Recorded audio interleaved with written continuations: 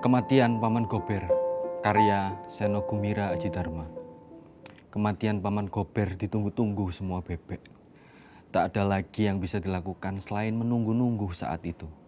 Setiap kali penduduk kota bebek membuka koran, yang mereka ingin ketahui hanya satu hal.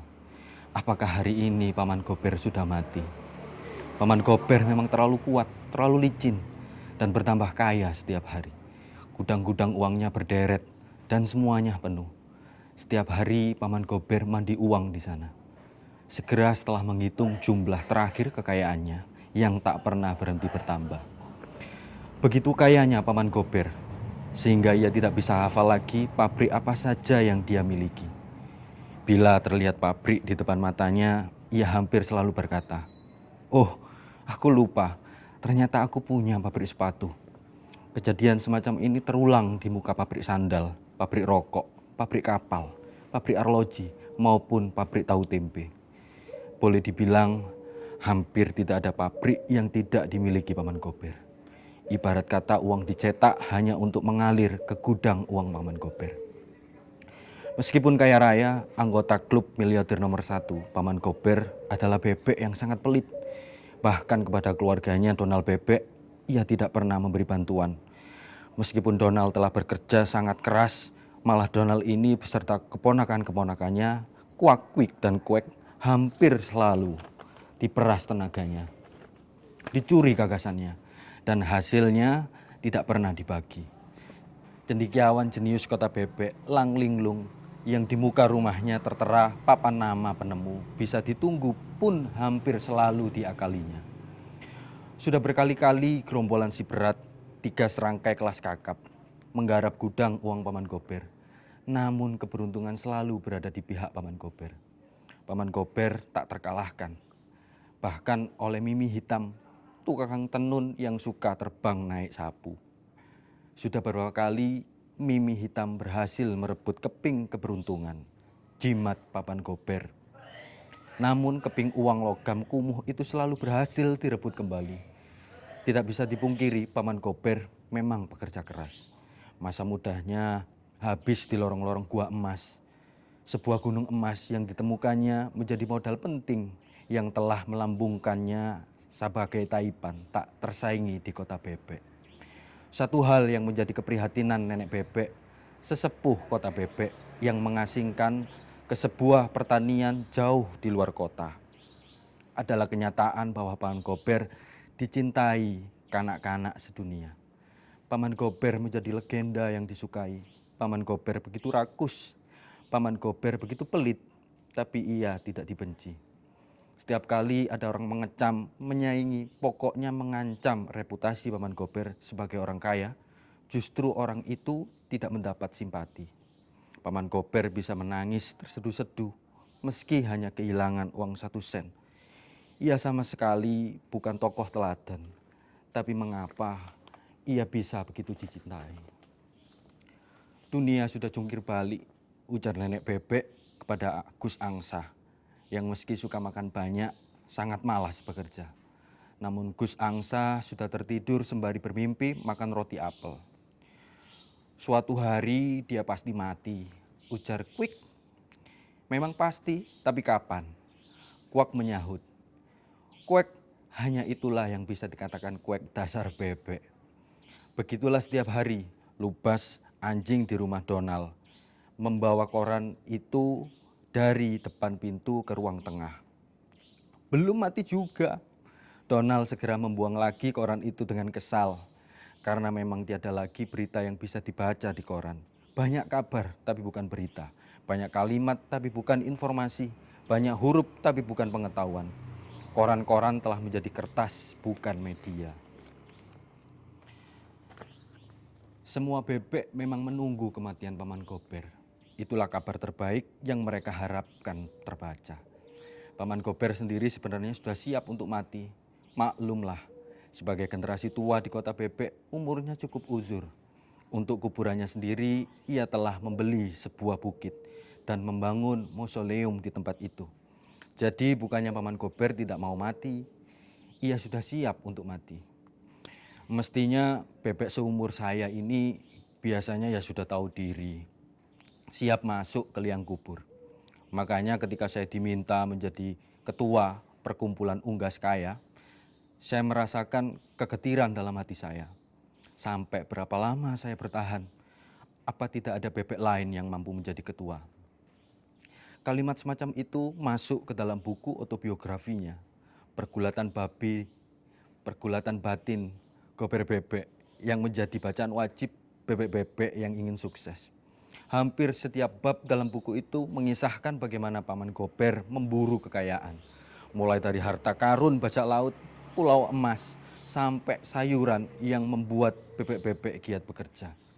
Meski tidak diberi upah tambahan. Bab terakhir diberi judul Sampai Kapan Saya Berkuasa. Memang Paman Gober adalah ketua terlama perkumpulan unggas kaya. Entah kenapa ia selalu terpilih kembali.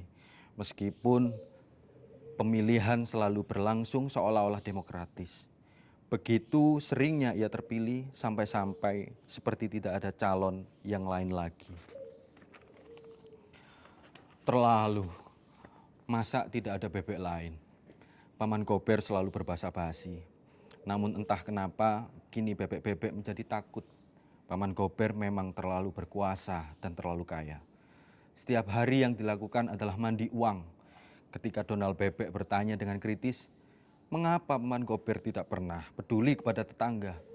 Bantuan keuangannya kepada Donald segera dihentikan. Kamu Bebek tidak tahu diri, sudah dibantu masih meleter pula. Apakah saya tidak punya hak bicara? Bisa, tapi jangan asal meleter.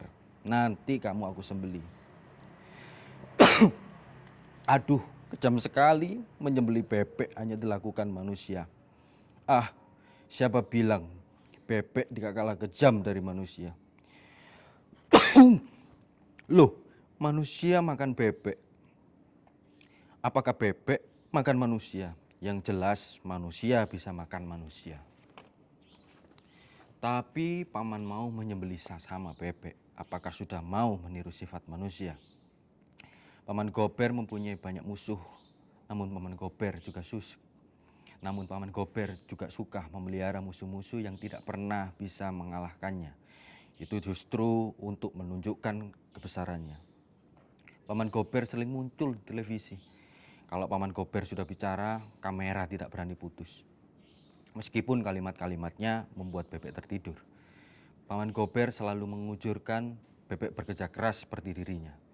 Paman Gober selalu menganjurkan bebek bekerja keras seperti dirinya. Dan Paman Gober juga semakin sering menceritakan ulang jasa-jasanya kepada warga kota Bebek. Coba, kalau aku tidak membangun jalan, air mancur, dan monumen, apa jadinya kota Bebek? Tidak ada yang berani melawan, tidak ada yang berani bicara. Paman Gober, kata Donald suatu hari, kenapa Paman tidak mengundurkan diri saja? Pergi ke pertanian seperti nenek, menyepi dan merenungkan arti hidup. Sudah waktunya Paman tidak terlibat lagi dengan urusan duniawi. Loh, aku mau saja Donald. Aku mau hidup jauh dari kota Bebek ini. Memancing, main golf, makan sayur asem, dan membaca butir-butir falsafah hidup bangsa Bebek. Tapi apa mungkin aku menolak untuk dicalonkan? Apa mungkin aku menolak kehormatan yang segenap unggas? Terus terang, sebenarnya sih aku lebih suka mengurus peternakan. Maka hari-hari pun berlalu tanpa penggantian pemimpin. Demokrasi jalan, tapi tidak memikirkan pimpinan. Karena memang hanya ada satu pemimpin. Karena memang hanya ada atau pemimpin. Segenap pengurus bisa dipilih berganti-ganti. Namun kedudukan Paman Gober tidak pernah dipertanyakan. Para pelajar seperti Kwik, Kwek, dan Kuak menjadi bingung bila membandingkannya dengan sejarah kepemimpinan kota lain. Kota Bebek seolah-olah memiliki pemimpin abadi. Generasi muda yang lahir setelah Paman Gober berkuasa bahkan sudah tak mengerti lagi apa pemimpin itu memang bisa diganti. Mereka pikir keabadian Paman Gober sudah semestinya. Dan itulah celakanya kanak-kanak mencintai Paman Gober. Riwayat hidup Paman Gober dibikin komik dan dicermahkan dalam berbagai bahasa. Bebek terkaya yang sangat pelit dan rakus ini menjadi teladan baru. Nenek Bebek tidak habis pikir, Mengapa pendidikan yang mestinya semakin canggih membolehkan budi pekerti seperti itu? Generasi muda ingin meniru Paman Gober, menjadi bebek yang sekaya-kayanya, kalau bisa paling kaya di dunia. Paling kaya di dunia? Quick bertanya. Paling kaya di dunia? Quack bertanya. Iya, paling kaya di dunia, jawab nenek bebek. Apakah itu hakikat hidup bebek? Bukan, itu hakikat hidup Paman Gober. Sementara itu, Nun di gudang uangnya yang sunyi, Paman Gober masih terus menghitung uangnya dari sen ke sen. Tidak ditemani siapa-siapa. Matanya telah rabun, bulunya sudah rontok. Sebetulnya ia sudah pikun, tapi ia bagai tak tergantikan. Semua bebek menunggu kematian Paman Gober. Tiada lagi yang bisa dilakukan selain menunggu-nunggu saat itu. Setiap kali penduduk kota bebek membuka koran, yang ingin mereka ketahui hanya satu. Apakah hari ini Paman Gober sudah mati? Setiap pagi mereka berharap akan membaca berita kematian Paman Gober di halaman pertama.